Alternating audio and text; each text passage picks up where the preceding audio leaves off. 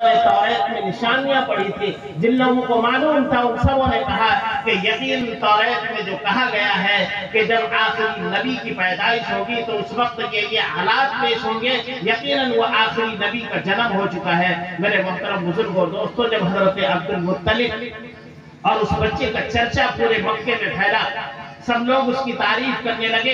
हजरत अब्दुल मुत्तलिब ने कहा कि हमें भी दिखाओ। जब हजरत अब्दुल मुत्तलिब ने जनाब मोहम्मद रसूलुल्लाह सल्लल्लाहु अलैहि वसल्लम के चेहरे अनवर को देखा तो खुशी से खिलखिला उठे और हजरत अब्दुल मुत्तलिब ने कहा कि इतना खूबसूरत बच्चा मैंने अब तक देखा नहीं है, और लोग जब इसकी इतनी तारीफ कर रहे हैं तो इसका नाम मैं मोहम्मद रखता। मोहम्मद एक ऐसा नाम है जो इससे पहले किसी ने कभी नहीं सुना, न किसी का नाम रखा गया, लेकिन हजरत अब्दुल मुत्तलिब ने उनका नाम मोहम्मद रखा, जिसके माने है सबसे ज्यादा तारीफ किया जाने वाला। हजरत आमिना ने आपका नाम अहमद रखा। मेरे मोहतरम बुजुर्ग और दोस्तों, सीरत का एक तवील फहरिस्त है, लेकिन हमको जो वक्त दिया गया है उस वक्त से भी ज्यादा हो गया है। अलगर्ज ये कि जनाब मोहम्मद रसूलुल्लाह सल्लल्लाहु अलैहि वसल्लम इस कैफियत से इस दुनिया में नमूदार हुए, और आपने बचपने से ही अदल और इंसाफ, सिद्क और सफा, अमन और सुकून का जो पैमाना लोगों के सामने पेश किया। आपको लोग सादिकुल अमीन के खिताब से नवाजने लगे, आपको सच्चा और सबसे बेहतर जानने लगे। और हजरत हलीमा के यहाँ गए, 4 साल तक उनके यहाँ आपने जिंदगी गुजारी, और जो मुअजिज़ात हुए उसकी तफसीलात का वक्त नहीं है। मैं आखिर में आप हजरात से ये कहना चाहता हूँ कि नबी पाक सल्लल्लाहु अलैहि वसल्लम की सीरत को अपनाने की कोशिश करें, दुआ करें कि अल्लाह ताला हमें उनके नक्शे कदम पर चलने की तौफीक नसीब फरमाए। मेरे मोहतरम, इसमें एक उन्वान है इस्लाह माशरा।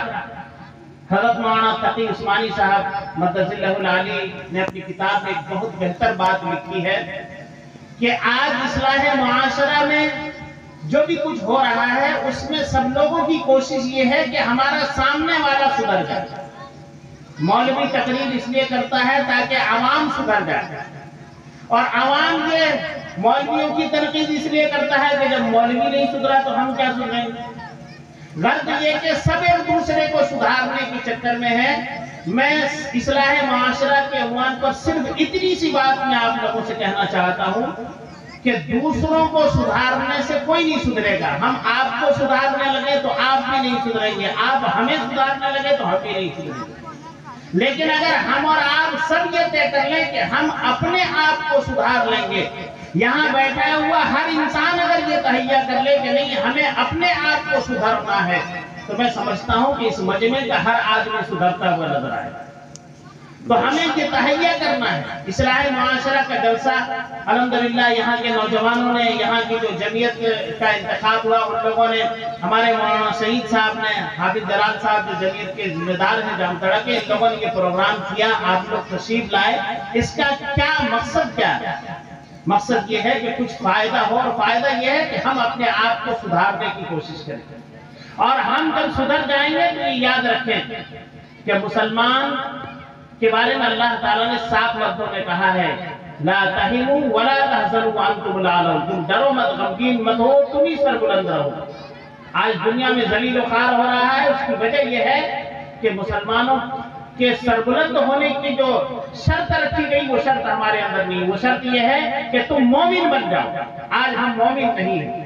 आज हम लाखों का मकान बना दे रहे हैं, 10 लाख 15 लाख, बल्कि बाज कमाने वाले तो करोड़ों का भी मकान बना रहे हैं। घर में बेहतरीन से दरवाजा लग रहा है, टाइल्स लगाए जा रहे, सब कुछ, लेकिन अपने घर के बहू बेटियों की इज्जत और सतरपोशी के लिए घर में लेटरिन और गुसल खाने का इंतजाम नहीं कर पा रहे।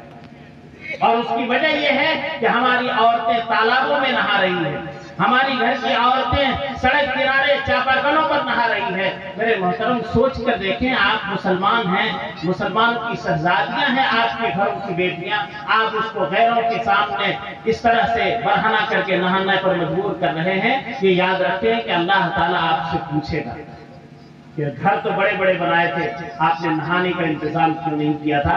और हो सकता है कि आपके पास दलीलें हों, लेकिन मैं सिर्फ एक बात अर्ज करना चाहूंगा इस उन्वान पर, और मैं खत्म करूंगा। हजरत फातिमा रज़ियल्लाहु ताला अन्हा, जिनके घर में कुछ भी नहीं था, महीनों तक आपके घर में चूल्हा नहीं जलता था, لیکن آپ زندگی بھر آپ نے پردے کا اہتمام کیا، کبھی بھی کسی نے بے پردگی میں آپ کو نہیں دیکھا۔ اور جب آپ کے انتقال کا وقت آیا تو آپ نے حضرت علی سے وصیت کر دی کہ اے علی، جنازے میں کوئی مجمع نہیں جمع کرنا، رات کے اندھیرے میں میرا جنازہ نکالنا، تاکہ زندگی بھر کسی نے مجھے نہیں دیکھا ہے، مرنے کے بعد بھی مجھے نہ دیکھے۔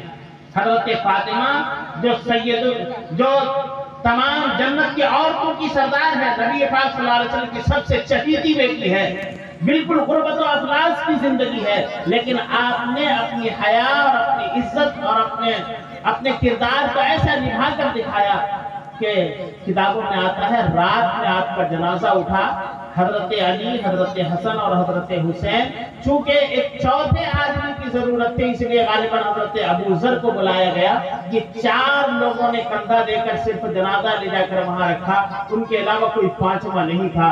آج ہمارے گھر کی عورتیں بھی اگر اسی طرح سے پردے دار ہو جائے اور حیا والی ہو جائے تو میں سمجھتا ہوں کہ میرے محترم، حیا والے ہونے کی ضرورت بھی اس لیے ہے کہ کہا جاتا ہے کہ بچے کا پہلا مقصد ماں کی گود ہے، ماں جیسا سکھلائے گی ویسے اولاد میں وہ اثر ہوگا۔ اور حیا ایمان کے شعبوں میں سے ایک شعبہ ہے، اگر حیا آپ کے اندر ہے تو آپ کا ایمان مکمل ہے، اگر حیا نہیں ہے تو آپ کا ایمان مکمل نہیں ہے۔ اور وہ تمام مرد اور گارجن جن کے گھروں کی عورتیں اس بے حیائی اور بے پردگی کا اہتمام کر رہی ہے اور وہ آپ کے وجہ سے اگر کر رہی ہے، آپ اس کو منع بھی نہیں کر رہے ہیں، آپ اس کے گھر میں انتظام بھی نہیں کر رہے ہیں، تو یاد رکھیں ایک عورت جب جہنم میں جائے گی تو 4 مردوں کو لے کر جہنم میں جائے گی، اکیلے جہنم میں نہیں جائے گی۔ میرے محترم، ضرورت اس بات کی ہے کہ ہم اپنے آپ کو بھی نبی پاک صلی اللہ علیہ وسلم کے طریقے کے مطابق ڈھالنے کی کوشش کریں اور اپنے بیوی بچوں کو، اپنے اولاد کو، سب کو اسلام کے شعار میں داخل کریں۔ اللہ تبارک و تعالی ہم سبوں کے کہنے سنوں کو قبول فرمائے۔ جن لوگوں نے اس جلسے کو منعقد